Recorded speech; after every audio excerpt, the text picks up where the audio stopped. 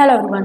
तो हम सभी एम्प्लॉयबिलिटी स्किल फर्स्ट ईयर के जो न्यू क्वेश्चंस हैं उनको कर रहे हैं। ये पार्ट 13 है, क्लास 13 है। इसी क्लास के साथ जो एम्प्लॉयबिलिटी स्किल फर्स्ट ईयर के जो क्वेश्चन हैं, न्यू क्वेश्चन हैं, वो सारे कवर हो जाएंगे इस पार्ट के साथ। अगर इससे पहले की क्लासेस आपने नहीं देखी हैं तो उन सभी क्लासेस की जो लिंक है वो आप इसी वीडियो के डिस्क्रिप्शन में मिल जाएगी, तो वो आप जाकर देखिए। इंग्लिश लिटरेसी जो एक चैप्टर है आप लोगों का, वो मोस्ट इम्पॉर्टेंट है, तो वो आपको पार्ट 1 में मिल जाएगा। पार्ट 1 में है इंग्लिश लिटरेसी का। ठीक है, तो क्लास 13 स्टार्ट करते हैं। क्वेश्चन है, object of greeting a customer is. ग्राहक को बधाई देने का उद्देश्य डैश है। ग्राहक को बधाई देने का उद्देश्य डैश है। अभिवादन बोल सकते हैं, अभिवादन देने का उद्देश्य है। तो इसका उद्देश्य है to give the customer positive attention and engage in conversation. ग्राहक को सकारात्मक ध्यान देने और बातचीत में शामिल होने के लिए। To make the customer feel welcome and important, ये भी है। To make the customer feel welcome by making eye contact by smiling and greeting, ये भी हो जाएगा। तो क्या हो जाएगा? Option D. मैं आपको बताती आई हूँ कि ये 90% ऑप्शन सही होता है। 90% ऑप्शन सही होता है, 10% क्यों नहीं होता है वो आपको अगले क्वेश्चन, आने वाले क्वेश्चन में पता चलेगा।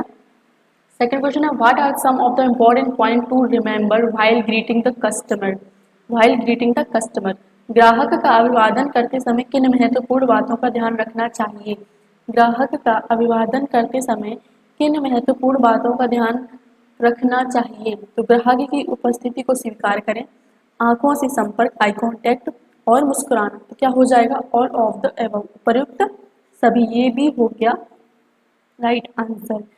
कोपा थ्योरी के जो स्टूडेंट्स हैं, कोपा के जो स्टूडेंट्स हैं उनके लिए भी मैंने क्लासेस ली हैं।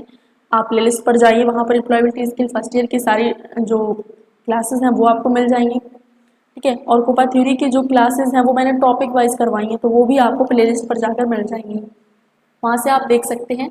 थर्ड क्वेश्चन है, how should be greet a customer. हमें किसी ग्राहक का अभिवादन कैसे करना चाहिए। हमें किसी ग्राहक का अभिवादन कैसे करना चाहिए। ऑप्शन है, ignore them, wait for them to speak, या फिर मेक दैम फील वेलकम, या फिर नन ऑफ द एबव। ये तो बहुत कम आंसर होता है सही, मतलब ये समझ लो इसका तो कोई मतलब है ही नहीं। बस इन तीनों की लड़ाई है, इन तीनों की आपस में लड़ाई है कि भाई कौन सही होगा। ठीक है, इसका तो कोई मतलब नहीं हुआ। ये 100% इसका ये आंसर नहीं हुआ। 100% मैंने अभी तक जितने भी क्वेश्चन करवाए एम्प्लॉयबिलिटी स्किल में, ये आंसर तो सही बिल्कुल नहीं हुआ है। ठीक है, तो ये क्वेश्चन तो समझ लो हटा ही दो। हाँ, तो option ignore them, wait for them to speak, make them feel welcome. तो क्या हो जाएगा? उनका स्वागत महसूस कराएं। Option C, make them feel welcome, option C होगा राइट। फोर्थ नंबर क्वेश्चन है, you have greeted the customer, choose which of the following statements you should use to complete the greeting. तुमने ग्राहकों को नमस्कार किया। ग्रीटिंग को पूरा करने के लिए आपको निम्नलिखित में से किस कथन का उपयोग करना चाहिए। किस कथन का उपयोग करना चाहिए। ग्रीटिंग को पूरा करने के लिए आपको निम्नलिखित में से किस कथन का उपयोग करना चाहिए। तो वो होगा, how may I help you, क्या मेरे द्वारा आपकी कोई सहायता हो सकती है, या फिर मैं आपकी सहायता कैसे कर सकता हूँ।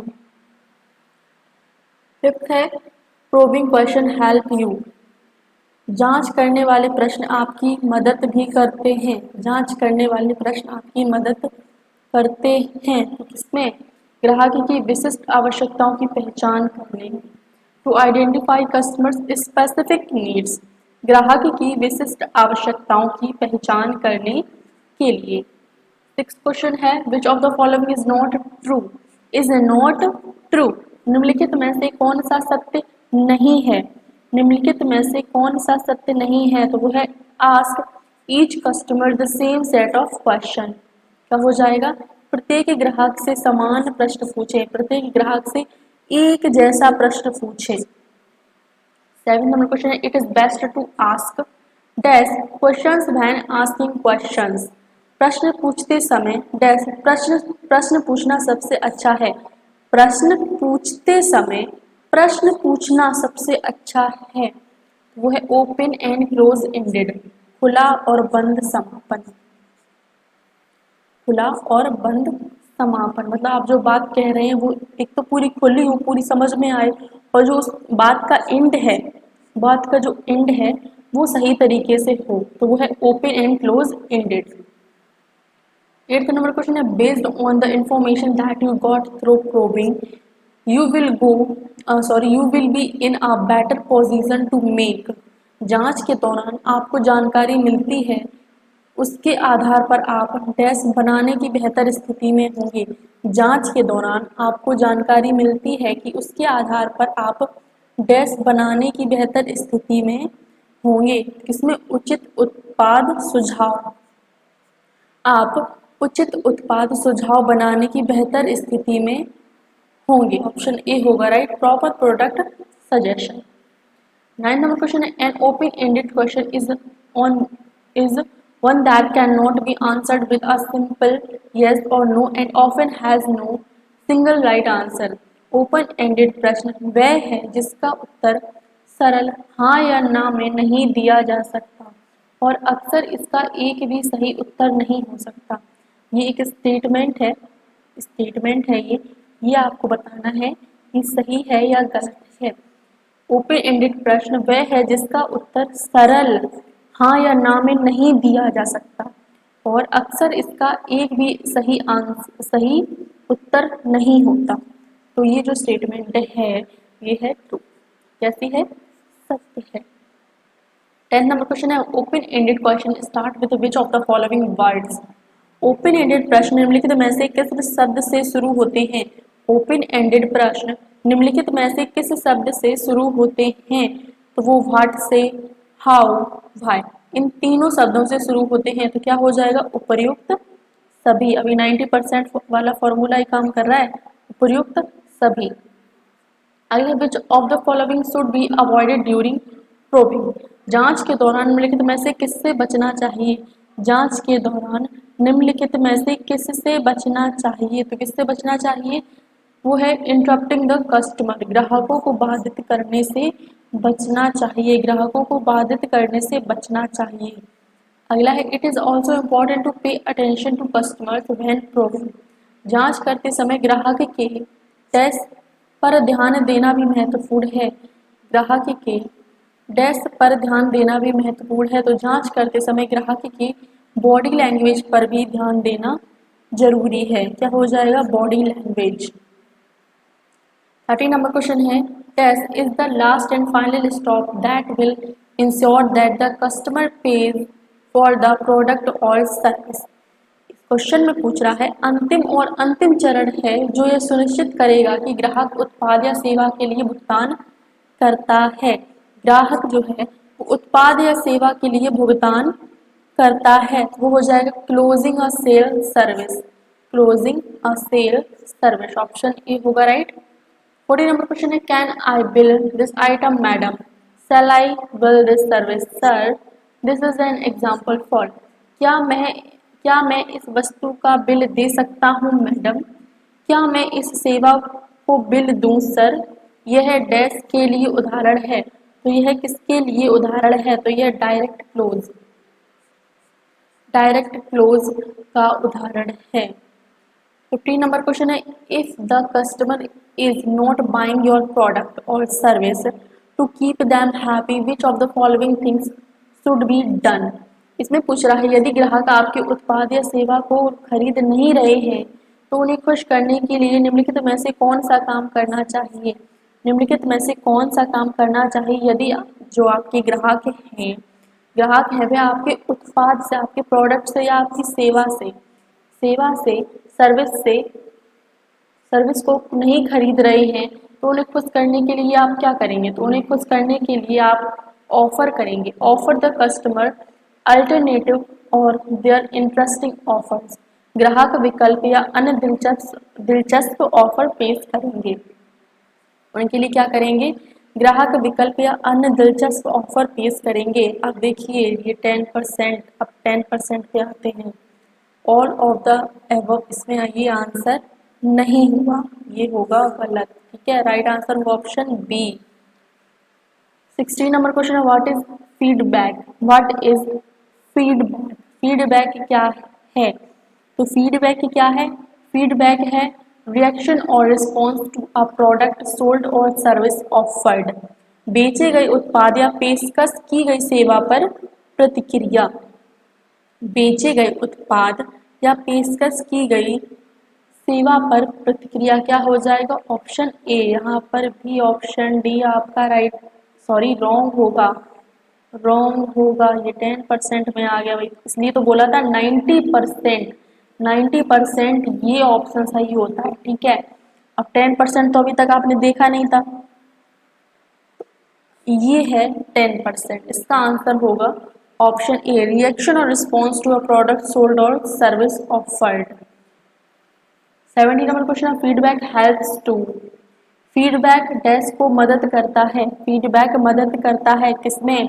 इम्प्रूव द सर्विस, सेवा में सुधार, मॉडिफाई द प्रोसेस और सिस्टम, प्रक्रिया या प्रणाली को संशोधित करना, मीट कस्टमर सेटिस्फेक्शन बेटर, ग्राहकों की संतुष्टि को बेहतर तरीके से पूरा करें। तो ये तीनों हो जाएंगे, तो क्या हो जाएगा? Option D all of the above, उपर्युक्त सभी। 80 नंबर क्वेश्चन है what action should be taken after getting to do customer suggestion problem, ग्राहकों के सुझाव समस्याओं को जानने के बाद क्या कार्रवाई की जानी चाहिए? ग्राहकों के सुझाव समस्याओं के जानने के बाद क्या कार्रवाई की जानी चाहिए? तो क्या कार्रवाई की जानी चाहिए?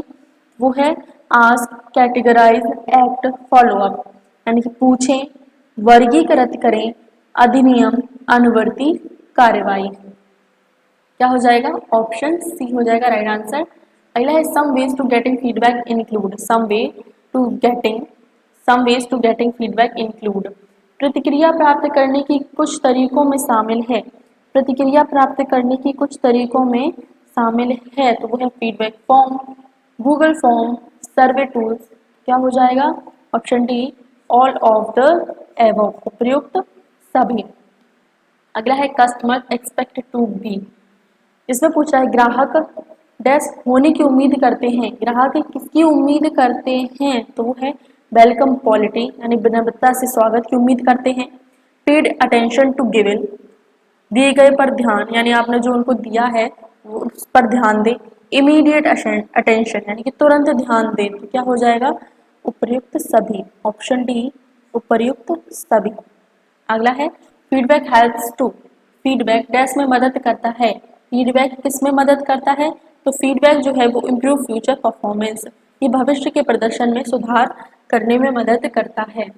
अगला है कस्टमर्स हैव ग्रीवियंस व्हेन, ग्राहकों को शिकायत होती है जब, ग्राहकों को शिकायत होती है जब their expectation and needs are not meet, उनकी अपेक्षाएं और जरूरतें पूरी नहीं होती हैं।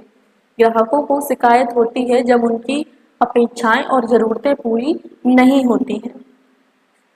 23rd number question है if a customer has registered a complaint against you which of these steps should be followed, अगर किसी ग्राहक ने आपके खिलाफ शिकायत दर्ज कराई है तो इनमें से कौन सा कदम उठाया जाना चाहिए?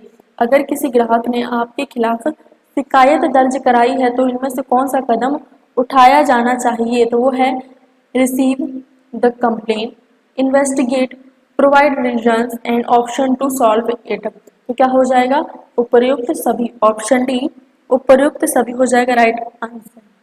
24 नंबर क्वेश्चन है when customers are satisfied with the service product they become dash the brand, जब ग्राहक सेवा या उत्पाद से संतुष्ट होते हैं तो वे ब्रांड डैश बन जाते हैं, तो वे ब्रांड डैश बन जाते हैं, क्या ब्रांड के प्रति वफादार बन जाते हैं। जब ग्राहक सेवा या उत्पाद से संतुष्ट होते हैं तो ब्रांड के प्रति वफादार लॉयल बन जाते हैं।